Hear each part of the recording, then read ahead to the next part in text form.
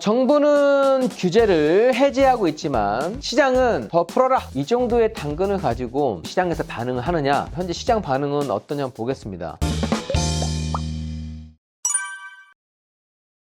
이번 주, 그 다음에 지난주에 가장 화두가 됐던 게 어떤 거였을까요? 맞아요. 부동산 규제. 규제가 가장 눈에 띄었습니다. 지금 정부에서 부동산 규제를 거의 대못을 다 뽑았던 것 같아요. 그래서 강남 3구, 그 다음에 용산, 여기를 제외하고 모두 규제 지역을 해제하고요. 부동산 대책이 나온 다음에 시장 변화가 어떻게 될 것인지 그 부분을 제가 블로그로 말씀드렸었는데, 부동산 대책이 이렇게 나온다고 하는 거는 부동산 심리를 살리기 위함인 거죠. 투자라고 하는 거는 내가 리스크를 감당하면서 이익을 얻으려고 하는 것인데, 이익이 얻었을 때만 정말 많은 거를 챙겨가고 상가가 공실되거나 아파트 가격이 폭락하거나 이랬을 때는 구제책은 아무것도 없다고 하면 사실은 좀 불쌍한 거죠. 이 정도의 당근을 가지고 시장에서 반응을 하느냐, 현재 시장 반응은 어떠냐 보겠습니다. 아직도 이 하락을 멈추게 하기까지는 어려운 것 같습니다. 그러니까 하락을 멈추게 한다는 게 매수세가 나와서 급매물을 소진할 수 있게끔 지금 되느냐, 그렇게 되지 않은 것 같아요. 종합부동산세 덜어주고 대출에 대해서 좀 풀어주고 했지만 현재 이익을 본다는 보장이 없고, 현재 갖고 있는 것도 되게 힘든 상황인데 지금의 대책을 가지고 과연 움직일 수 있을 것인지 버텨내는 시기인 건데, 그거에 맞는 대책은 안 나왔다고 생각을 했습니다. 잠실도 지금 계속 하락하고 있고, 뭐 재건축 단지도 하락하고 있고, 지금 집값, 뭐 전세값 아직 하락 추세가 딱 멈춰지진 않았습니다. 이번 부동산 하락장에서 가장 고통스러운 지역이 아닌가 생각을 합니다. 여기 대구가 지금 60주 연속이에요. 60주 연속. 하락뿐만 아니라 여기는 지금 공급 물량이 늘어나면서 미분양까지 지금 계속 늘어나고 있어서 불황의 골이 되게 깊지 않을까 생각을 합니다. 일단 대구의 하락세도 이번 대책으로 멈추지 않았다, 그것까지 한번 말씀드립니다. 그거를 좀 알아야 될 것 같아요. 지금 집이 부족하냐, 집이 남아도냐. 미분양이 쌓인다고 하면 집이 남아돈다고 해요. 인구도 줄어들고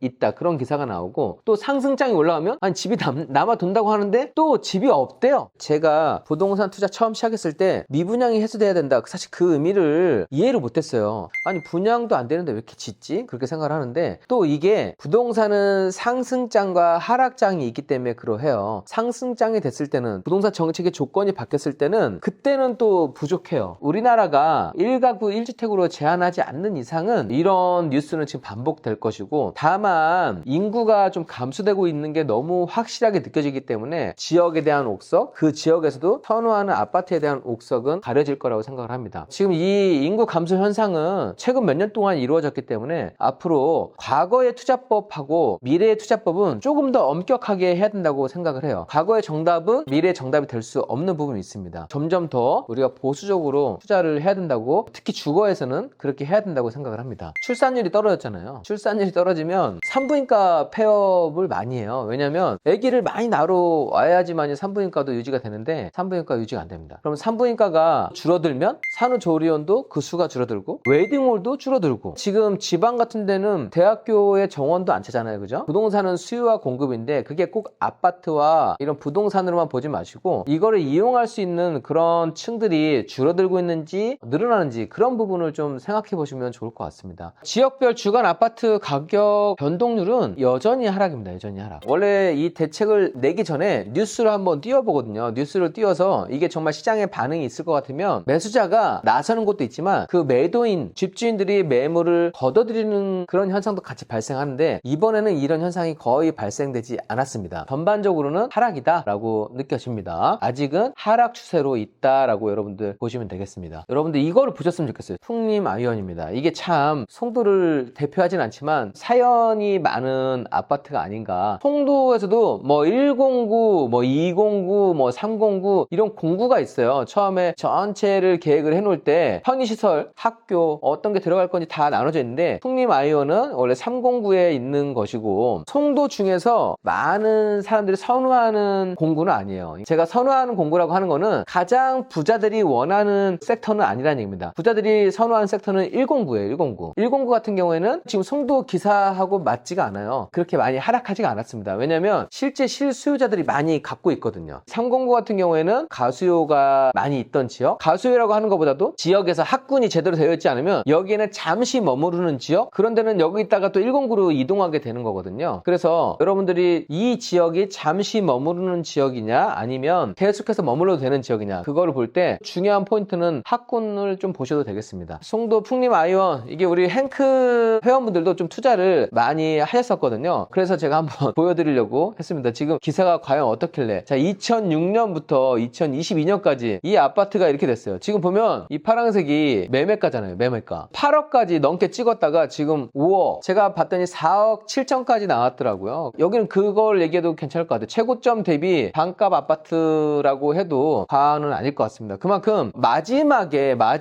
들어갔던 곳, 109 다음에 마지막에 들어가고 가장 먼저 빠지는, 이게 한 지역 내에서도 그런 게 비춰지는데, 원래는 지금 5억이지만 2014년 기점으로는 3억대였어요. 여기는 3억대. 3억 4천, 5천, 8천 갔다가 거의 4억대 갔었는데, 이 그래프를 보여드리는 거는 어떤 타이밍에 좀 투자를 해야만 하고 어떻게 가격이 오르고 내리는지를 보여드리고 싶었어요. 그리고 주식에서도 우량주가 있고, 우량주 말고 안 우량주가 있잖아요. 그죠? 안 우량주가 있는데, 그런 주들은 가격이 빠질 때 한 번에 확 빠지는 경향이 있는데, 풍림 같은 경우도 좀 그러한 단지에 속한다. 이 가격 변화를 가장 좀 크게 볼 수 있는 아파트 단지가 아닌가 생각을 합니다. 5억대에서 3억대, 3억에서 4억이 바닥이에요. 이 밑으로는 거의 떨어지진 않을 것 같고요. 처음에 이게 5억대 됐다가 3억대 됐다가 다시 8억대 됐다가 지금 5억이 됐는데, 일단 뭐 3억에서 4억 정도가 저는 이제 바닥이었던 걸 받았으니까 그렇게 보시면 되겠고, 여러분들이 또 하나는 부동산을 이렇게 올라갈 때, 정말 막 올라갈 때 추격 매수하는 거는 주식에서든 부동산에서든 맞는 것 같아요. 이게 보면 사실 이때 기사는 어떻겠어요. 와, 송도 가장 많이 오른 지역으로 또 나왔어요. 작년만 하더라도 가장 핫한 지역으로. 무릎에서 사고 어깨에서 팔으라고 하는 게 항상 보면 절묘하게 좀 맞아 떨어집니다. 정부는 규제를 해제하고 있지만 시장은 더 풀어라, 더 풀지 않으면 움직이지 않겠다. 지금 현재의 부동산 시장은 이렇게 정리해 볼 수 있겠습니다. 또 최근에 애널리스트 분들이 활약이 또 가장 많이 하는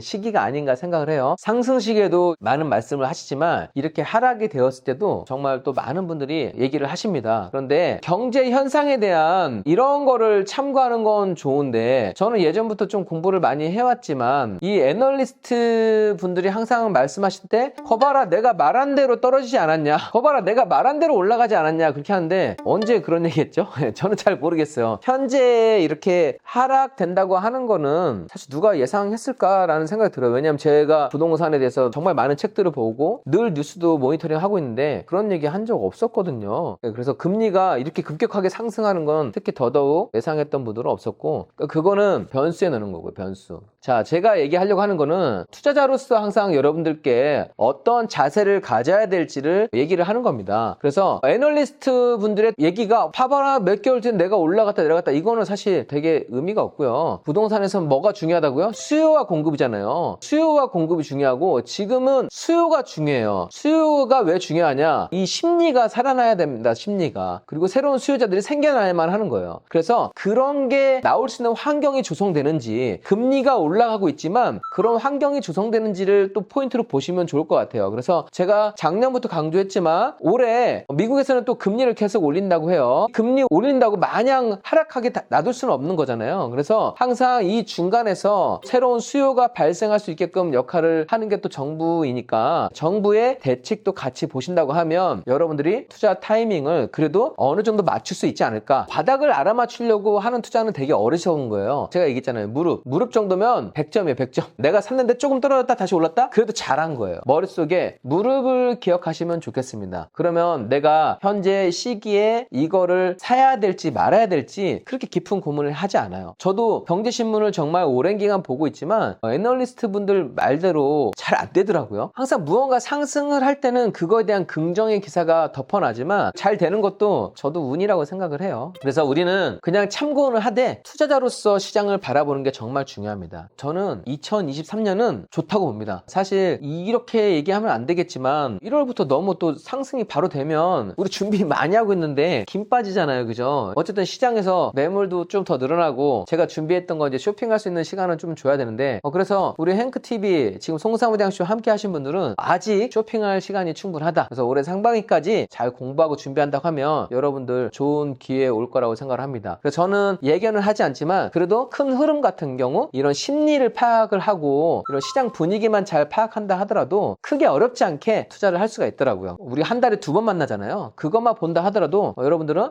시장 분위기가 이렇구나 라고 하는 걸 놓치지 않을 수 있으니까 2023년 송사무장쇼 함께 하신다고 하면 좋은 기회 만들어갈 수 있을 겁니다.